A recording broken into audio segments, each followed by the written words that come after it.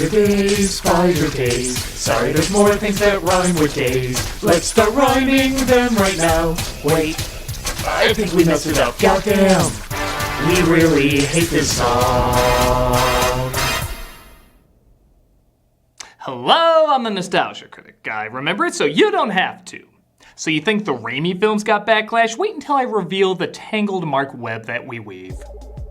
With Spider-Man 3 disappointing many fans and even the filmmakers themselves becoming frustrated, Sony decided no more films were gonna come out of this universe. But there was a problem. Sony's rights to the Spider-Man character required a movie to be made every 5 years if they wanted to keep them, which meant the long time span usually provided between rebooted franchises like Batman and Superman was cut pretty damn tight from 2007 to 2012. Let's be honest, not giving enough time for people to put the old Spider-Man franchise behind them and crave a new one. Which is why I have the controversial thought. Okay, not hugely controversial. Okay, honestly not controversial. Pretty much, yeah. I think that... Hello, Mr. Internet. You're gonna regret it. I told you before, I'm not gonna lie. You're gonna regret it. Look, I'm hired to give my honest thoughts and a unique point of view, and that's what I'm gonna do. Your funeral. I think Amazing Spider-Man is a fascinating movie. You can't say that!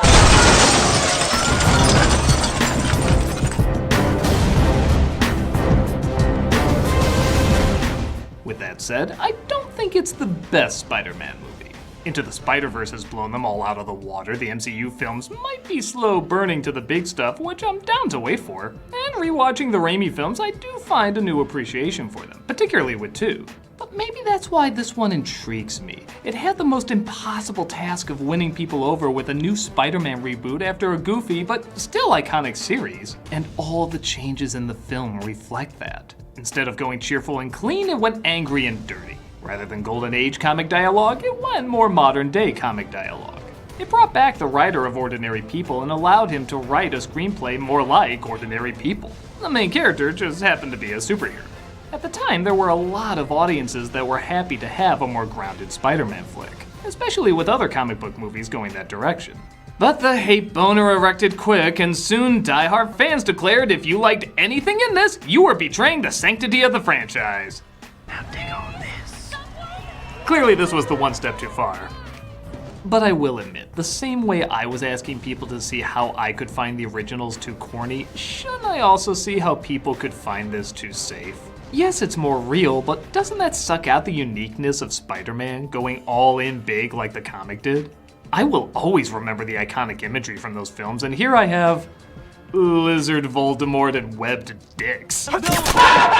Whether you love it, hate it, or somewhere in between, I find it intriguing because it begs the question of what should a comic book movie lean more towards, a comic book or a movie? Well, let's look at the first of these Marc Webb films to get an idea. This is the worst thing to ever happen to Spider-Man! So I'm told! This is Amazing Spider-Man. We start with a flashback of Peter Parker as a little boy, whose parents take hide-and-seek very seriously. Next, we're gonna play charades Blindfolded. But it looks like somebody broke in, which means why don't you visit your Uncle Ben and Aunt May for the rest of your life? He doesn't like crust on his sandwiches.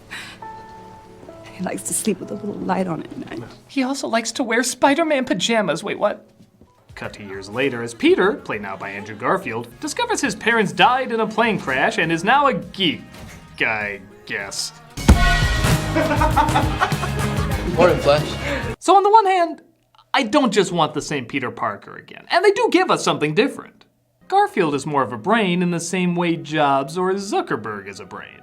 It's less chess club and more debate, less dorky and more awkward. Girls will talk to him, but they won't date him. If he didn't become Spider-Man, he'd probably run some company that would take over the world. Similar to how if Maguire didn't become Spider-Man, he'd probably push people around. One would be a physical bully and the other would be an industry bully. So already, I like that it keeps the same ideas but tweaks them enough to be different and new. So, why are you pretending he's high school George McFly then? Good morning, Parker. First off, he looks 29. That might be because he's 29. It would make more sense if they started this as an adult and he was already bitten by the spider. Second, what bully would pick on him? He's a good-looking skater with more hair gel than Everett from Oh Brother Where Art Thou if he was in a boy band. I mean, I get the idea he's not the bottom of the social food chain. That's reserved for... Even that kid doesn't seem that bad. Okay, the grandma sweater's a little weird, but we had this for 3 movies. He's supposed to just be odd, particularly with him looking out for kids being bullied where others don't. Take the picture. Put him down, Eugene. That's great, but it's inconsistent. He even takes out his contacts to put glasses on because his dad wore glasses, but let's be honest. It's done so we can identify him as the doofa dork from the previous films. He wore glasses. Parker! Uncle Ben, played well by Martin Sheen, has a similar problem. Even though he gives a really great performance, too many elements keep calling back to the original, even reworking the hammered-in catchphrase. If you could do good things for other people, you had a moral obligation to do those things. That's what's at stake here. Not choice, responsibility. From 6 words to 21 words. Abbreviate that next to what would Jesus do? But when the movie tries to be more its own thing, it is pretty engaging. Peter finds his father's old bag and looks up the scientist he used to work with on Bing, the search engine I use when I don't want someone to check my history because nobody would ever think of checking Bing. Which leads him to Oscorp. Welcome to Oscorp. Born from the mind of our founder, Norman Osborn, Appearing here as a dark overlord because we haven't figured out how to ruin him yet. the Oscorp Tower houses 108 floors of innovation. We're especially excited about our evil lizard man division. Honestly, we don't care what we do here as long as the color green is involved. He comes across a girl in his class named Gwen Stacy, played by Emma Stone, who works with Dr. Connors, played by Rhys Ifans. Crossing my fingers I said that right. Damn it! I want to create a world without weakness. Doing a bang-up job there. Gwen figures out quickly, though, that Peter is not supposed to be there. Following me? No, I'm not following you. No, I'm not. I had no idea you worked here. Then why would you be here? I just snuck in because I love science. So the romance between these two always seems to hover in between adorably likable and Jesus, stop the hang-up first shit! I was touching up stuff. You're touching up stuff. Come on. I'm not gonna answer that. God, your mom, please. Oh, lovely. Yeah, they were nice. No, they're beautiful. They were like kissing you. You're an amazing kisser. Well, you know, it was good for me too. You always just make it when you're like that close! Peter finds himself in a room of spiders and, spoilers, he bites one of them. Oh, that's right, it's the other way around. Sorry, I see this scene done so rarely. This results in him having a strange reaction to Bums using his head as a coaster. I feel like a lot of people would have a strange reaction to that. Beer! Get your hand off her. I'm trying. Are you freaking kidding me? Who is this guy? He's upset someone's acting rude after he places a beer on someone's head, and somehow he riles everyone up to fight Peter. I wish the spider bit him. I want to see the crazy ass shit he would do. Despite that, I do love this fight because it's basically a comedy of errors. Every move is accidental but works in Peter's favor. I love how he holds up his arm knowing it's pointless, like the coyote waving before he falls, but it actually works with his new powers. I'm so sorry. I learned self-defense on Bing, so like anything on there, if I succeeded, it's completely by accident. This causes him to get home late, upsetting Uncle Ben and Aunt May, played effectively by Sally Field. What? That's a fly, Peter. Why does it feel weird to see Spider-Man acting like a Spider-Man? Bing! Bing will have my answers!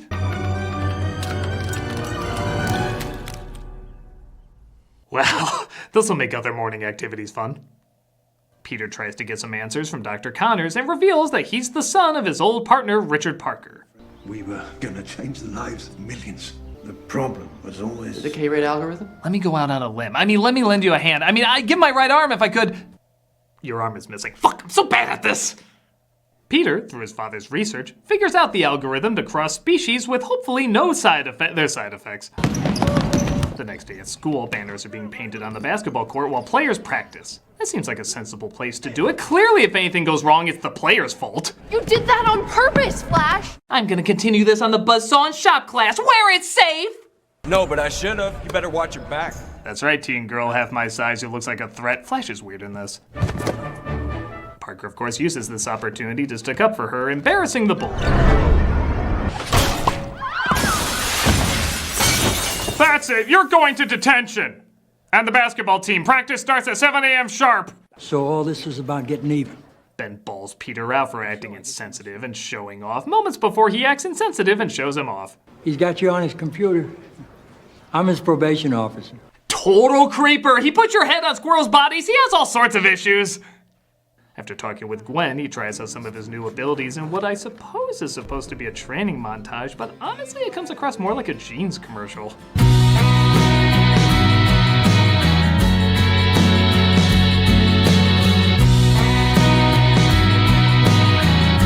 Peter tries the algorithm out with Connors once again, causing him to be late to pick up Aunt May.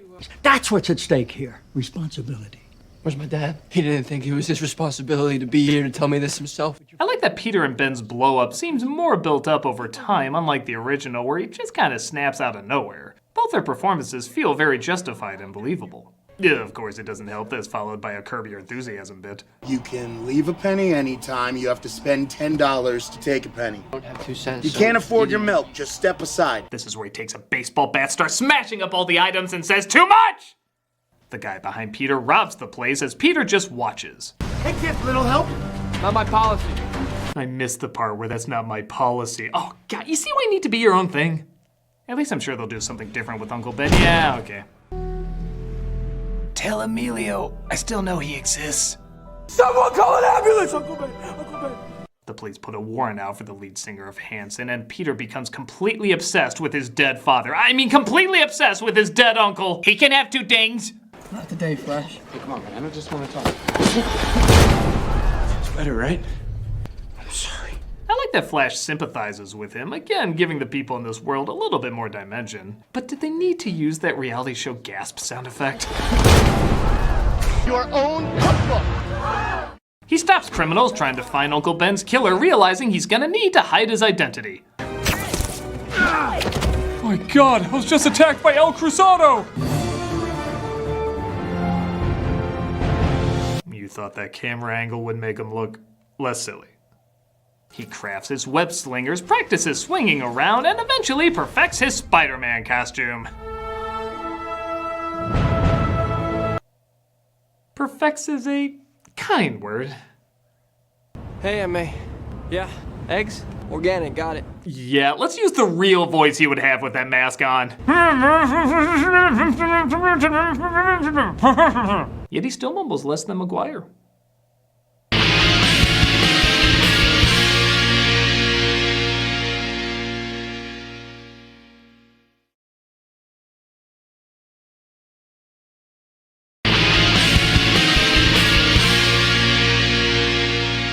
So here's the thing. While Garfield is not the young Peter Parker the comics portrayed, I would argue he's more the Spider-Man the comics portrayed. Spider-Man was a jokester, had good one-liners, and could be confident to the point of being almost a jerk. I feel like that's more what we got here, as he's legit pretty funny. Here's the window. Get out the window. There you go, you got it. I just did 80% of your job. You mother Hubbard! You a cop? Really? I mean, what zingers did Maguire have? Here's your change! It's you who's out, Gobby. Out of your mind. One-liners was not their specialty. It helps maintain the... Except for him, that goes without saying. Knock it off, man. Spider prick, fucker will nail you in the dick. Aunt May becomes concerned, though, with Peter returning home with bruises. Who does this to you? I want to take karate, Ma. Secrets have a cost. They're not for free. Remember, if you can do good things for good people, you have a moral obligation to— Oh, Christ, how did it go again? Cross-species genetics is finally working. Dr. Connors is making progress with his experiments, but Oscorp tells him he has to move forward with human trials, as apparently Norman Osborn's life depends on it. I've used lizard DNA to help Freddy regrow that limb. It's a miracle. He's catching flies with his tongue, but aside from that, he's doing great. He's shut down, though, because he can't do human trials fast enough, so naturally, he experiments on himself. Meanwhile, Peter is invited to Gwen's house for dinner where he discovers his latest enemy, a police captain who wants Spider-Man arrested, played by Dennis Leary, is his girlfriend's father. We'll just steal that for homecoming. There we go. Did you catch that spider guy yet? He's an amateur, assaulting civilians. I think most people would say that he was providing a public service. Most people would be wrong. It's not even accurate. Batman blows it. He probably saved thousands in property damage alone.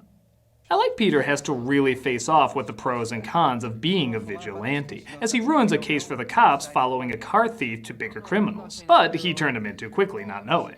I also like it only takes one movie to reveal to his girlfriend who he really is. And I'm not gonna lie, it's a pretty hot reveal. Do me. Of course, Connor's experiment goes awry and he starts transforming into the Lizard, a monster who throws cars off a bridge and are webbed off screen. Forgot to schedule a talk with your editor there? Somebody help! Help me, my kid is trapped! And that lizard should really have a snout! I mean, I know it's a nitpick, but look at him, he looks weird! Help! Help! Just a normal guy. With that said, if you tell anyone who I am, I'll kill you. Normal guy, but I will kill you. Jack. I enjoy that around this point, his quest becomes less about revenge, looking for Uncle Ben's killer, and more about helping others. Which, as far as I know, transitioning from revenge to crime fighting is not part of the Spider-Man origin, but I kinda like it. It adds an extra layer. But things heat up when Parker goes to Connor's and discovers his toy lightsaber is transforming him into the Lizard. And even that healed up rat is having a few issues. Narf. Nobody believes Parker that the Lizard is real, so he tries getting a picture for proof, locating him in the sewers. Did you know that you can save 15% or more on car insurance? Well, that's ironic. Down came the rain and washed me out. Peter gets away, but in easily the dumbest scene in the movie, he leaves his name on the camera. Major genius my ass, that's like Clark Kent taking his Superman outfit to be dry cleaned. After a funny and even touching moment where Gwen helps mend Peter, Connors goes more and more crazy, tracking Peter down to his school. Sir, you need a hall pass. The fight scene is fun and leads to one of my favorite Stan Lee cameos, as well as something I bet you never thought you'd see in a Spider-Man film up to this point. A girl do something. Oh, come on. Clearly you should be falling off a building or hanging onto something. That's both. Okay, I'm impressed. The Lizard gets away and we see something else I bet you never thought you'd see in a Spider-Man movie back then. The police kicking ass. Well, how about that, man? We may get a policeman comic coming soon. Nah, shit, we still suck.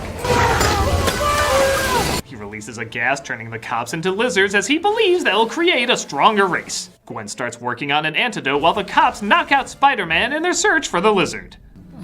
Taking off my mask? Oh shit, they are. Okay, you die, you die, you die, all of you die. Parker, it's headed to Oscorp, and your daughter's there right now. He convinces the police captain to let him go in yet another attempt to recreate the first one. A bunch of New Yorkers band together, at least the crane operators, which there are a lot of, conveniently all on this long stretch, who help Spider-Man swing towards the Lizard. Yeah! You mess with Spidey, you mess with New York! We don't have to say that this time. Oh, thank God! Oh no, looks like Gwen's gonna be the damsel in distress. Clearly everything was better in the other films. That's just good writing. Granted, he did still get the device he needed to turn everyone to lizard people, but she tells her dad what's going on. I don't understand. I do. Your boyfriend is a man of many masks. I get it. We're both written as competent in this. It'll take a little getting used to, but I think it's a good thing. As you'd imagine, fighting the Lizard is a difficult task, even for the web slinger. Poor Peter Parker. Picked a peck of pickled peppers. I know, but it's so funny! He's not alone. Thank God I arrived with no backup. I mean, maybe he radioed them in and they're on their way, but time was of the essence, so he had to head up there early. I just want to believe in smart cops in movies! The captain is hurt, but Parker turns Connor's back and they stop the lizard bomb from going off. What's wrong about you, Peter? The city needs you. You're gonna make enemies. Maguire fanboys, mostly. That guy that's been memed a million times? Don't try to understand it. Just promise I won't be a meme in the next movie. I just guaranteed it'll happen, didn't I? Yeah, you did. Fucking internet. The captain dies, and Peter keeps his distance from Gwen, trying to honor his wishes. Oh Christ, we have to go through yet another forced breakup we know isn't gonna last, and the characters are too stupid to figure it out. You made you promise, didn't he? Stay away from me. Okay, this is a comedy show. I have to hold on to some stupid characters here. I guess it does end on kind of a confusing note, as Gwen and Peter's relationship isn't the only thing pointlessly open-ended. We have the mystery of Peter's parents and the mystery of Uncle Ben's killer, which isn't a mystery, it's this guy. What was even gonna be discovered with that? Oh my god, he's a singer for Nickelback! Now I hate him even more! Whatever life has in store for me, I will never forget these words. If you can do good things for other people, you have a moral obligation to do those things. That's what's at stake here, not choice responsibility. Just rolls right off the tongue. And that was The Amazing Spider-Man. Is it good? In my opinion, clearly yes. But the previous films are more unique, iconic, and I can see why people would like them more. I get the feeling this film was chopped up a lot in editing, as when you watch the teaser, there's tons of breathtaking shots that make you feel like you're free-falling. And in the film, we get bits of that, but not for very long.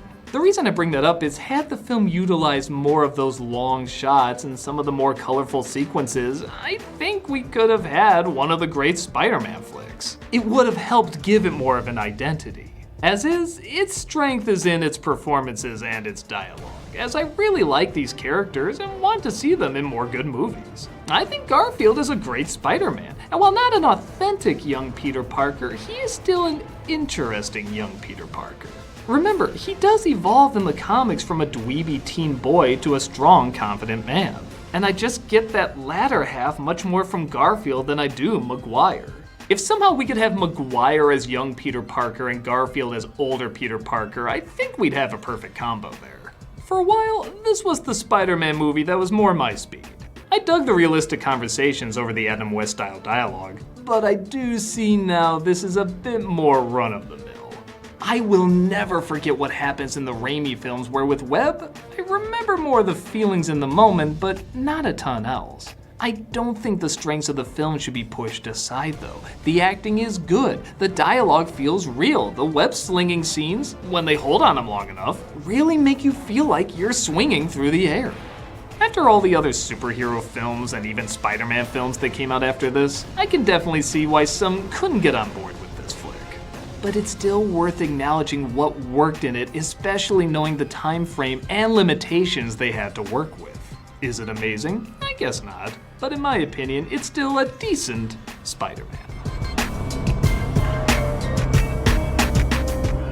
And that's the end of March, so that's the end of Spider-Month. Thank you all so much for watching. I mean, I guess I could go one day more, but it had to be like something really special. I mean, something really big. It had to be the absolute worst Spider-Man movie ever made.